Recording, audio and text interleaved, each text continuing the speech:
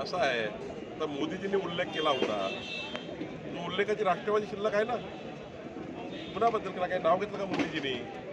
राष्ट्रवादी काँग्रेस त्या ठिकाणी ते सांगतात ना, आम्ही राष्ट्रवादी काँग्रेस आहोत म्हणून. त्यामुळं तो उल्लेख काय अजितदादाला घेऊन होता का? तो उल्लेख काही मोदीजींनी स्पेसिफिक नाव घेतलं का? या राज्यामध्ये अनेक लोक असे आहेत जे अजूनही शरद पवार साहेबांसोबत आहेत, त्यांचे घोटाळे खूप आहेत. आणि त्यामुळं मला वाटतं मोदींचा उल्लेख काही स्पेसिफिक अजितदादाला घेऊन नव्हता, त्यांनी उल्लेख केला होता, तो सर्वश्रुत आहे. पण आज मला या गोष्टीचा अभिमान आहे, अजितदादाचं तुम्ही या चौकशा चालू झाल्या किंवा चौकशा चालू असतील, अजूनही अजितदादांना कुठं आरोपी केलं नाही आहे.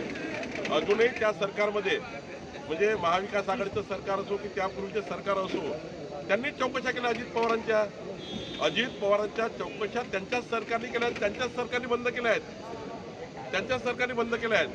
त्यामुळं ते कुणाची कोणाला जोडतात ते झालं अस्वस्थ झाले आहे उद्धव ठाकरेजी.